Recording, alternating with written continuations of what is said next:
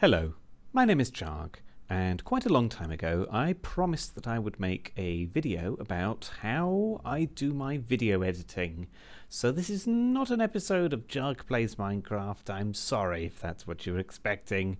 But I do have one that I need to edit a little bit, so I thought, why not do it now? Why not do it now? So that's what I'm going to do. So, first things first, I have already recorded.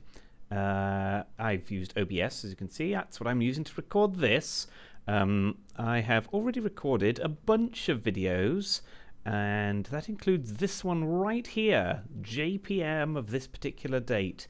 As you can see, I've got a whole stack of them sort of waiting, some of which are broken. I don't know what to do with them. Anyway, so first things first, I grabbed the video that I'm interested in, I cut it from this folder.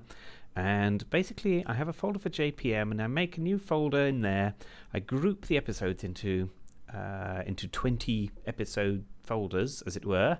So we are currently creating a folder for episode 526, which, what is this about? I believe that I have no idea what this is about. So let's just paste it in and see. So, I'm going to rename it to source video because that's what I do. Because the date I recorded is not so important. It's here anyway if I needed it. And here it is. Ooh, there's things happening here, people, as you can see. Hello, my name is jahg, and welcome to another exciting installment. Oh, right, so it includes squid, which is lovely.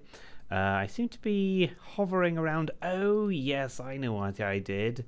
This particular episode is all about doing little bits and bobs, frankly. Lots of bits and bobs, including fighting some evil in the dead of night, if I can find that particular thing. Anyway, so I'm just finding what I might want to call this particular episode. Now, this one was all about experimenting with 1.9 features. So I'm going to rename this folder something like Experimentation in 1.9. That seems like a good name to me.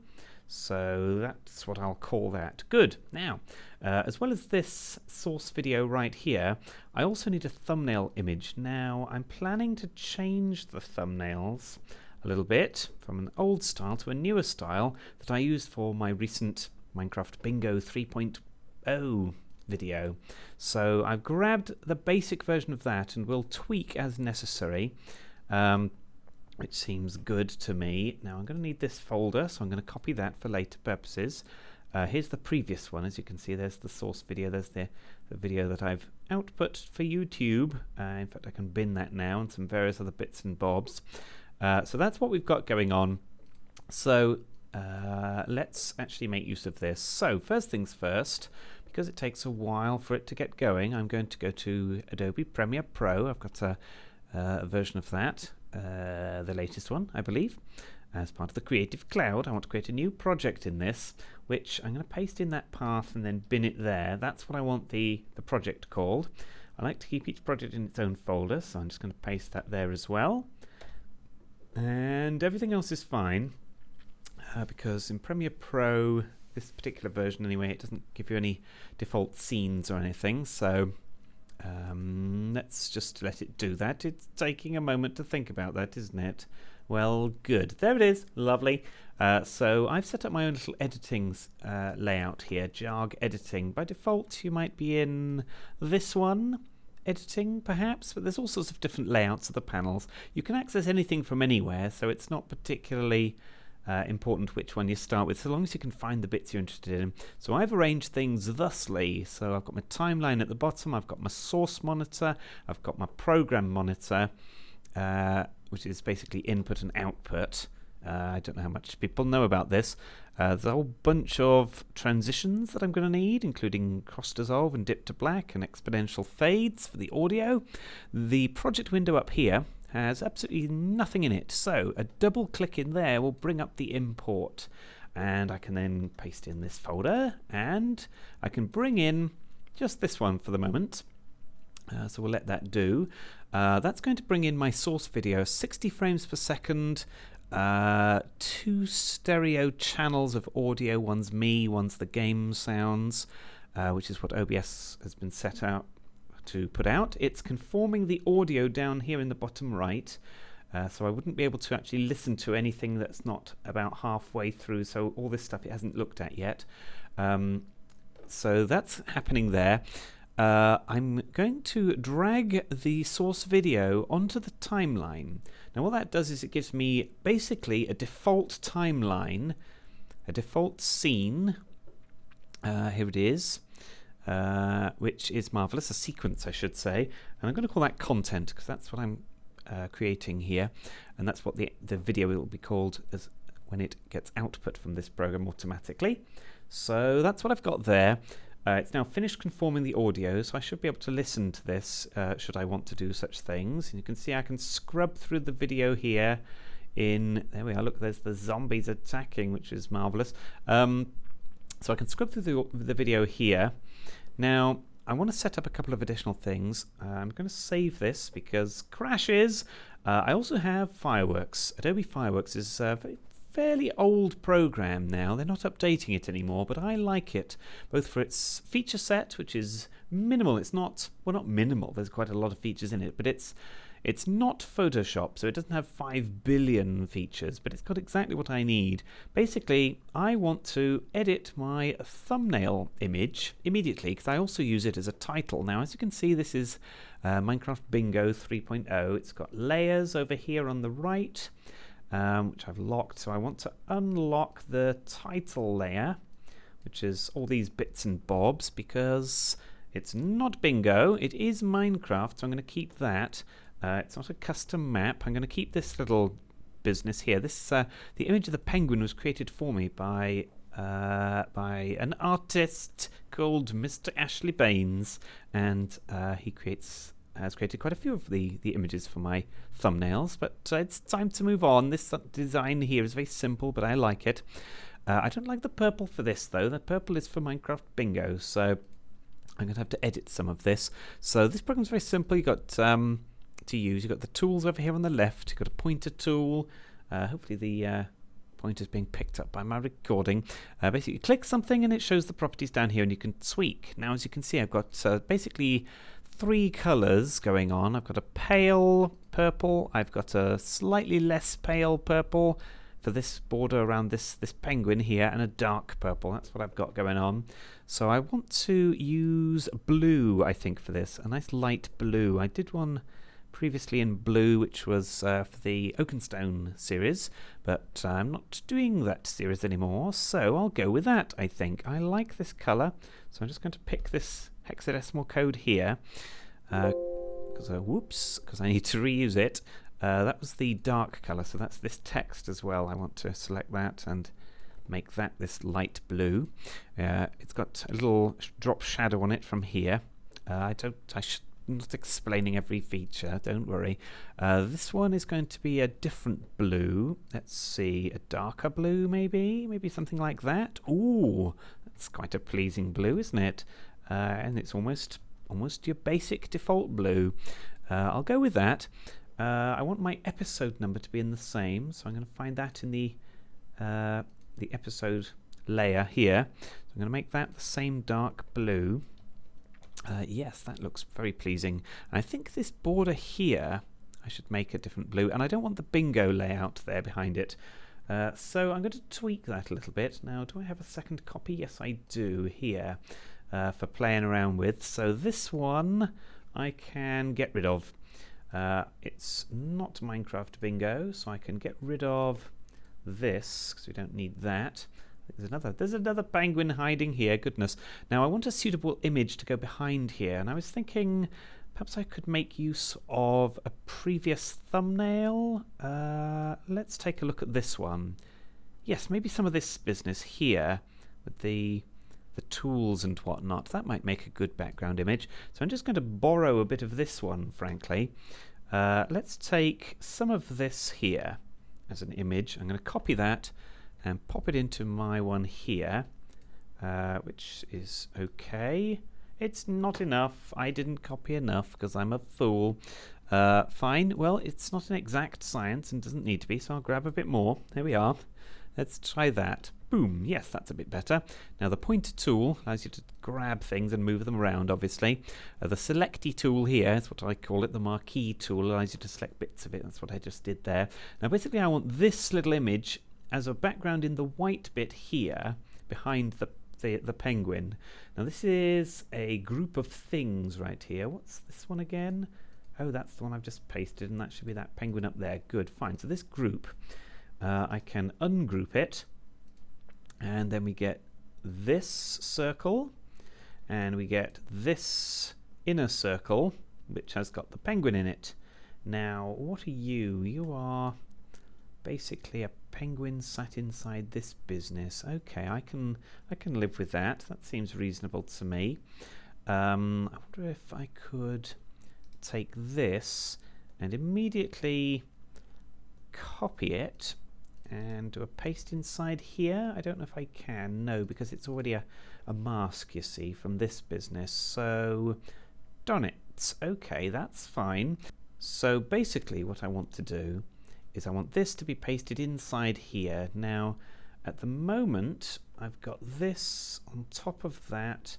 I want to kind of ungroup these, so it might actually be easier to get rid of it and redo. So let's do that. So I've copied and pasted this circle, and I happen to know this circle is 20, I think, larger in each dimension. So I'm going to use the numbers down here to dial it down a little bit.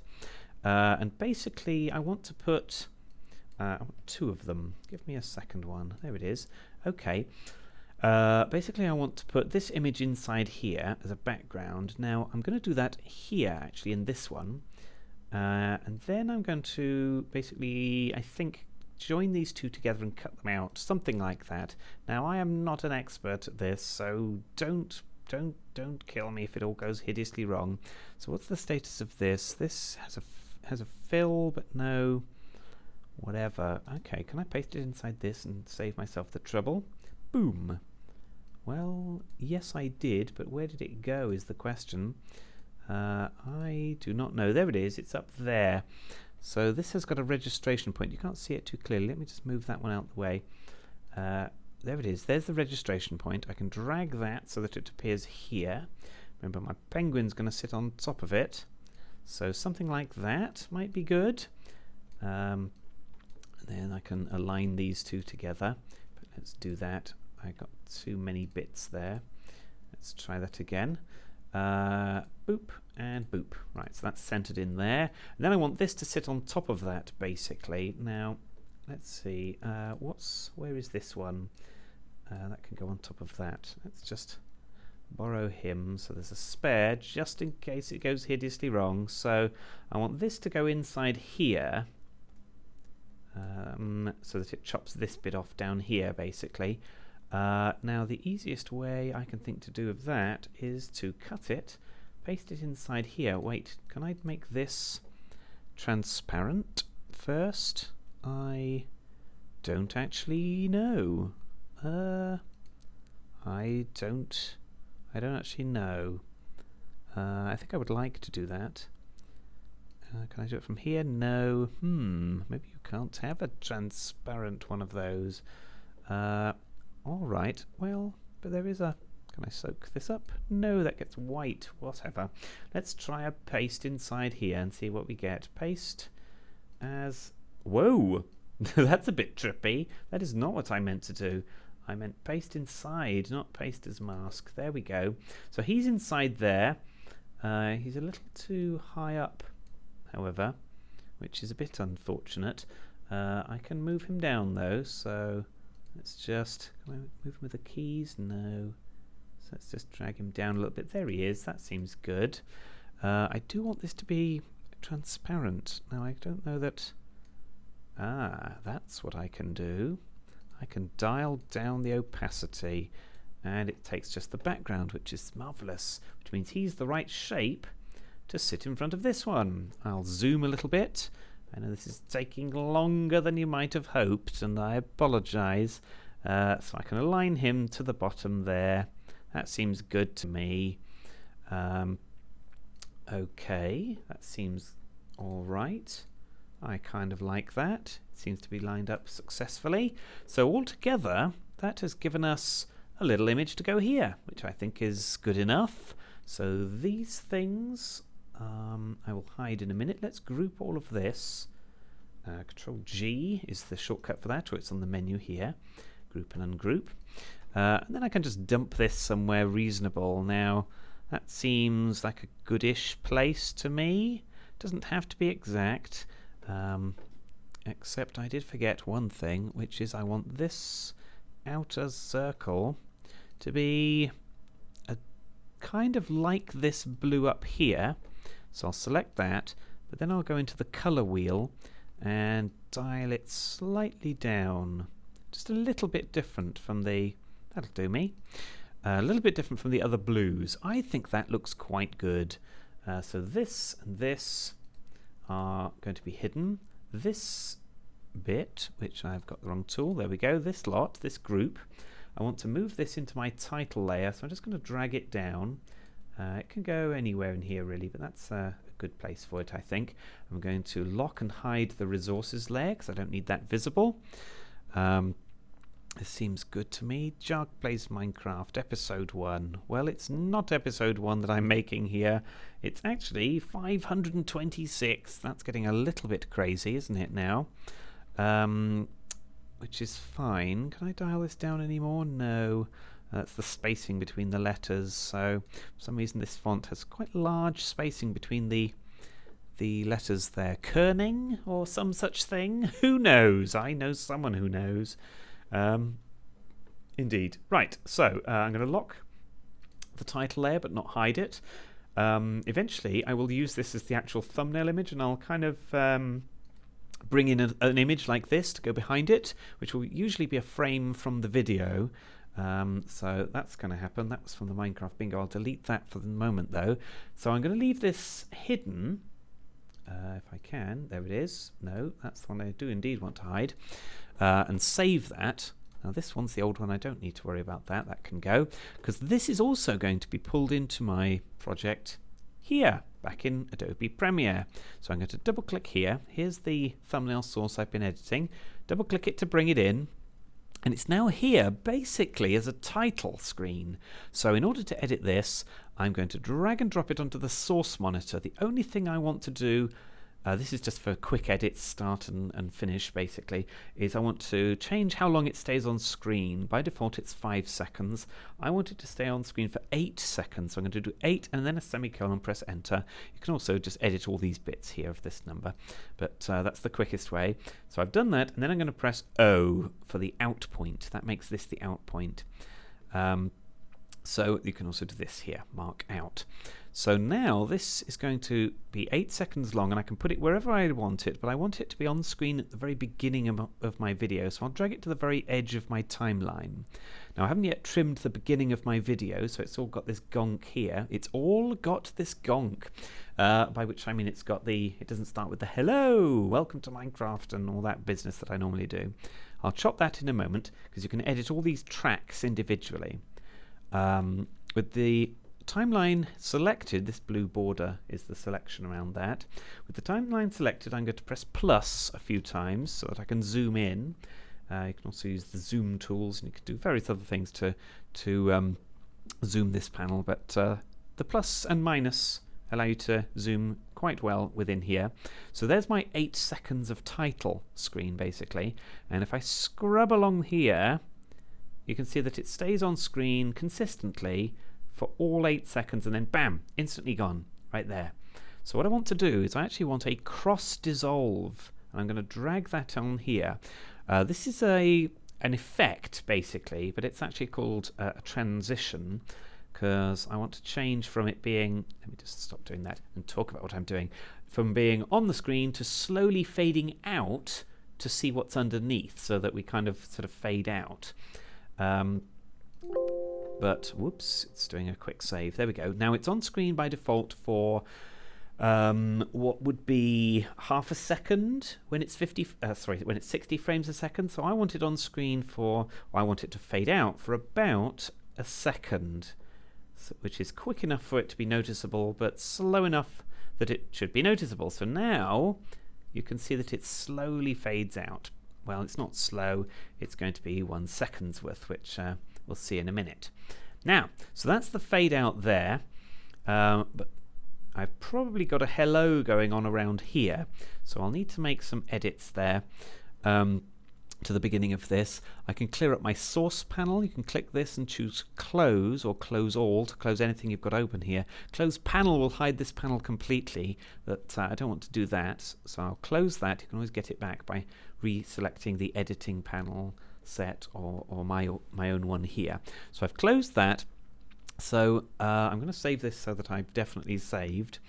And then I need to go to my audio clip mixer. Now in the timeline, if I just make this a little bit larger, I'm sorry if you can hear my iPad going mad in the background here, emails and such from work probably. So here we have the timeline, which when I dragged and dropped my source video onto here, my raw footage essentially, it gave me source video as a video track. It's reasonable, it's a video file after all, and 2 audio tracks. And I told you before that it showed up here with it selected in the project window. It showed 2 different streams of audio. They both start at 0000, and they are the game sounds, which is this one here, audio 1, and me, my own microphone here, which I recorded separately. So with the video file selected in the timeline, I can change all these audio things. By default, you get a blank audio track as well. Now, I'm going to change audio 2 to be my name, because that's useful to know which is which for later on. But then I'm going to right-click down here in a blank bit of the headings section, the options section here, and choose Delete Tracks.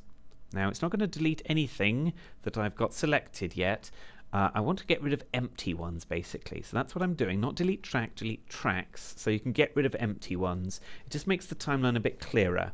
So I've got my thumbnail, essentially, or my title screen on video 2. I've got it on top of video 1, which is the actual video footage itself.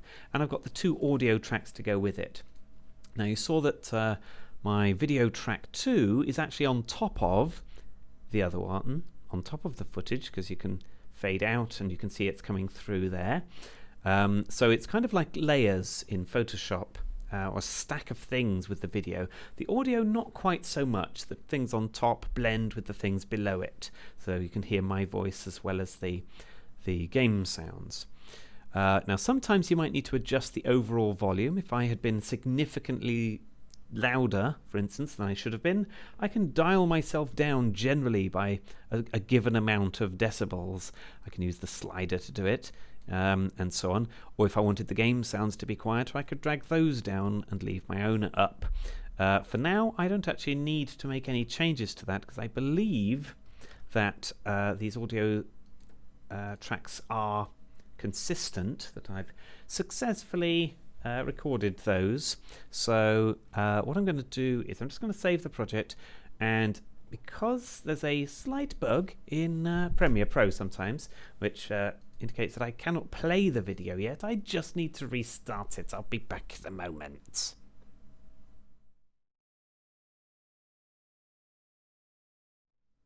Alright, so we're back, and hopefully now I'll be able to play the video and find the beginning. So, here I am. And hello! There he is. He said hello. So I'm just going to use the arrow keys to go back until, there it is. I'm just about to say hello. And then I'm going to dial back by a whole second. So 4 seconds and 53, because that's about the amount of time I use to fade in. So this part here, this playhead, is where we are currently in the video. I'm at 1 second prior to me saying hello, and I want to make a cut here and get rid of this early footage because I don't need it.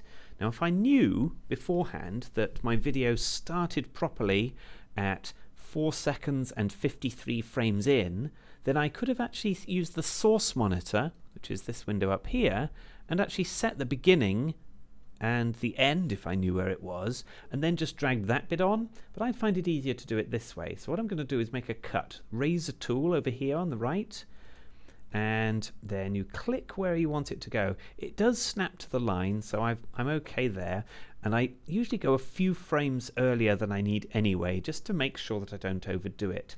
Then I want the pointer tool again, the selection tool. I use the letter V, the shortcut, to get to it, and I want to get rid of this. Now I can just press delete and it's gone, but if I undo that, I can also right click it and choose ripple delete. Now that will get rid of the early bit and then pull all the later footage backwards, which is what I want. So we're now at the beginning of the video and I've got this. Hello, which is reasonable. My name is James, blah, blah, blah, blah. So that's good. That's okay. But I have usually got a dipped black at the beginning. Now, when you use it at the beginning of a video track, and again, I'm going to stretch it so that it's on screen for, it takes a second to do it. When it's at the beginning, it's not a dip to black, it's a dip from it. So it's coming from black and then fading into the video. So with that there, I now have this. Hello. Right? So it faded in. It's very quick, but it takes the second that I've given it to fade in.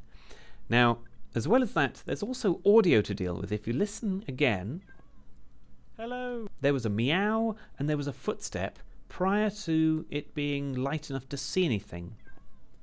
Hello. Right? So I want to deal with that by using an audio transition. So I use exponential fade. Now an exponential fade, as the name suggests, allows for sound to start completely silent and then exponentially fade in. So as time progresses, the volume increases more quickly. So I'm going to do that both with my volume, although I don't start speaking until a second in anyway, and on the game volume itself, track 1 there of audio. So now we have this. Hello, my name is Which is a nice clean start. Welcome to another exciting installment of Blub Blub Go the Squid. Blub Blub Go the Squid indeed. And maybe that's what the episode should have been called, rather than Experimentation in 1.9. But it's not. So now I need to basically watch the entire video and find any points where I might want to make a cut. Now let me see if there's any of that, and then I'll return.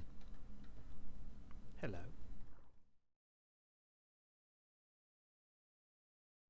While I'm editing these, I might come across an image that I want to use as the thumbnail, and I'm thinking this one right here with all the zombies might be a good one for that. What I was doing in the video was I was checking new AI of the zombies. They follow this wiggly path amazingly well, and I'd tempted 4 of them along. So I want to use this as my thumbnail for the video. So what I'm going to do is, with this frame here in the program monitor, I can export it as a separate image basically. Now I don't know if I've got the folder path still on the clipboard, but I want to call it thumbnail screenshot. That's what I do. This is not the right path. Can I paste? No, I've previously copied something else. So let me just go and find where that goes. It goes in the same folder as everything else. So that's where that's going. And OK. Now, with that saved, I will just save this as well. I'm still editing this. I can come back to this and basically import that image. The easiest way to do that in Fireworks is actually to have it open. Here it is, thumbnail screenshot, and just plop it on, and it will go on there. Now, I'll leave that open. I don't want to close that. It's gone here. It was hidden because I turned that off. So that's going to be my thumbnail image. I kind of like that. It's a little bit unbalanced in terms of artistry. This should really be over here in order for it to be a reasonable image, but I have nothing over this side to go there. How would it look if I did something quite odd and I copy and pasted the image over here a little bit and reversed it? How do I do that? I basically want to mirror this image. There's a tool for that, isn't there, this one? Flip horizontal, yes. Now, this is Oh, where did that go? This is just so I get a bit of an image over this side. This is not doing well because it's all a wonk there, which is interesting. Well, it kind of fits, doesn't it? I mean, it's only going to be seen at a small size anyway. Boop, boop, boop. Like this size. Well, it's not bad. It's a little bit crazy, but I kind of like it. What's the alternative here? The alternative is, if I put it back as it was, is that we have it... Well, there's no harm in that, actually. We just have 2 lots of it. Just layer it up like that. That seems quite good, actually. If I then bring the other one to the fore... Come on, drag that down, James. There it is. Yes. Now, if you happen to know what this said, enemy bleeding, you'd know it was kind of in the wrong place. So, as you see, that's a little bit weird, but it'll do. I kind of like that. So basically, I want to export this image now. Having it with all the layers and so on, YouTube doesn't do a good job with a thumbnail size over a meg and a bit. So I'm going to export this as just thumbnail PNG, which gives me just the flat image essentially. I want to put it in the right folder, so I'm going to browse to my JPM 500 and whatever, this folder. Thumbnail.png is what I want to call it. So I'm going to save that. Then I'm going to hide the background layer again, and then just do another save so it's available to me. If I save it with this extra layer visible, I will close this now because I'm done with that. It'll actually change it here inside Premiere Pro, so it would actually show up on the title of this as well, which is not what I want. So where was I? I was in the middle of this doing some crazy thing with zombies, I believe. That's right. So I'm just going to carry on scrubbing through this and see what we can find next.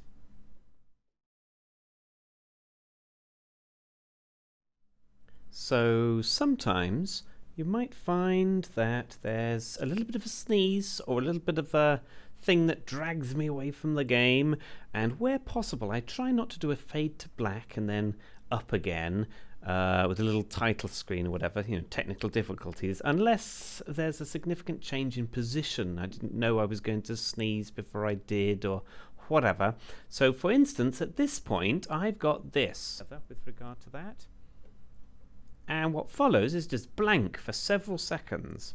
So what I'm going to do here is I'm going to find the point at which that begins again. I wasn't aware one way or the other with regard to that. And then it changes to that. So I want to scrub back. I'm pressing the left arrow key to go 1 frame backwards at a time. You can see the time changing there in the bottom of the program monitor. There it is. That's the frame I want to cut. Now I'll go 1 frame there. I'm going to cut it at this point. So the cut tool over here. And just click on the line as close as you can get it to the line. There's probably another way, but, well, you know me and doing things the way that I'm supposed to. Come on, James, select it. Ugh, whatever. Close enough. And then we find the end of it. Now, in this case, it's quite a significant distance further on. I'm going to press the L key, which actually plays it at twice the speed. So we'll find it a little bit quicker. You can press it again, and it'll play it at 4 times the speed. Oh, you see that? We're getting close. So I'm going to press J to go backwards at twice the speed. There it is. And then just L to play it at normal speed again. So I'm back in the game at this point. I'm going to try a cut there before I say anything. And then select the middle bit. So if I just zoom out a little bit and scroll across, you can see I've selected this portion. So there's a few seconds of the video I don't want here. So I'm going to right click it and once again use ripple delete, and all that was between there is gone. So let's see if we've got a nice smooth video now. No, I have not enabled that evidently. Okay, I wasn't aware one way or the other with regard to that. So the only thing that really noticed was the water pattern changed. That's good enough for me, so that I won't have to put a title in between here instead. So now it's just a case of watch the rest of the video. Okay, so that's fair enough. Now we know. So I'm at the point in the video where I'm about to say goodbye. I've got 24 seconds left, and I just trying to find the point at which I say it. So if you liked this video, and frankly, since I'm in it, how can you not? Indeed. Why not like this video? Goodbye. Right, so I'll stop the video there. I'm pressing spacebar, by the way, to stop the video, but you can also do it from the stop button that appears here. So at this point, I add 2 seconds to the end. So that's the actual end of my video. And then I'm going to make a cut again down here in the timeline. I'm going to right-click on the bit I don't want and ripple delete, even though there's nothing after it anyway. This is the official end of my video. So I'm going back into the transitions, and I'm going to do a dip to black. Oh, I've zoomed out, so I'll need to zoom in a little bit so I can see it. And I'm going to extend it so that it's on screen for 2 seconds, because that's the 2 seconds I added, basically. And there we go. I'll do the same with the audio transitions. I'll do the exponential fade. So they are on for 1 second. So now we've got this. Why not like this video? Goodbye. And then slow fade out, which is good, I think. All right, so that's my video ready to go, basically. I'm going to save everything. I've got nothing open still here, so we're ready to export this. Now I want to export it to this folder here, which is where all the source files are. These, by the way, are the audio files. You remember when it was conforming the audio at the beginning, it creates these little temporary files. You won't need them after it's already built after it's exported the final video, because the project will recreate them whenever you reopen it if you need them. Same with the auto saves. Once we've saved officially, it'll all be ready to go and we can bin those. Now I'm going to, in the content panel down here, I think you can do it anywhere pretty much. You want to export this video. I'm going to use the shortcut Control M, but it's also in here somewhere. There it is, Export Media, which brings up this little window. Now this shows the preview. It's got the full width of the video in terms of the cropped output now. Remember, we binned a bit from the beginning, we binned a bit from the end, we made some cuts in the middle. This is now going to be the final sequence, essentially. So we want to make sure that this exports in good quality and ends up in something that I can use on YouTube. Now, by default, it's going to output this format because that's what I usually use. I want to use a preset for this. There are some YouTube presets built in. I'm going to go for the YouTube 720p HD video, which will give me the original input format was 720p. I record in a 720p window. It's going to give me 60 frames a second because that's my input. Remember, I used the drag and drop method to get a sequence at all. I just dragged the source video onto my timeline and it made me an appropriate 60 frames per second video sequence. I'm not going to change any of the other options because if you change the other options you don't get such good quality when it gets onto YouTube. Supposedly these settings mean it won't need to re-encode for the higher versions, higher quality versions on YouTube. I found that that's not entirely the case, and sometimes you might want to tweak, maybe tweak the render quality or whatever, but I'm not scaling this video at all, so I don't need that. Now you can either export it directly and it will sit there and give you a window, a little progress bar as it ticks down the time, or you can queue it up. That's what I'm going to do. I will, however, set one more thing. Forgot the one thing that I do, which is this. This is a link here to where it's going to export it, and it remembers the previous one you used, which, since I've got so many different series, that was a jahg Tickles Infinity video rather than a JPM. So I'm going to click this and browse to the folder I actually want it to go in, which is my JPM and then 500 and whatever, and this folder here, which is where all the source files are. It's going to call it Content MP4 because that's what my sequence was called. You can name it anything you like. It's not going to matter when it gets on YouTube anyway, because this file name is kind of hidden, you don't see that. And then I'm going to queue it. Now there's an estimated file size here of 3.7 gig, which is about right for the input file. I'm going to queue it instead of exporting it immediately. Now what this does is it starts a separate program called Media Encoder, which is another Adobe program. It's part of the same suite. It's down here. It's loading. There we go. Basically, it allows you to queue up several videos. So, for instance, if you wanted to go on an editing binge, you've got maybe you recorded 3 or 4 hours in a single sitting, and you want to export it as 4 or 5 different episodes, perhaps. You can actually edit them individually, separate sequences, separate projects completely even, and then export them all to the media encoder, and it just queues them like this. So it knows where the file's going to end up, it knows the preset you chose, and you can edit some of this right here. But I'm going to leave it as it is. And then you can basically set this queue to render whilst you go away and do other things. So you can do all your editing and then go away and read a good book whilst it's actually exporting your video. So once that's ready to go, we can actually close down Premiere Pro if we wish. We're done with this. I can save this if I need to and close it. But this media encoder program is ready now to actually run through my queue. I've only got the one thing, but I'm going to run it now, and then it will do some things down here. It'll do a preview as it's doing the frames, and it'll tick down the time it's going to take to actually export this. Now, since I'm recording a video at the same time that it's rendering this is not going to be particularly speedy, but you can see it's going to take about 20 minutes-ish. So I'm going to let this do, and then I'll return.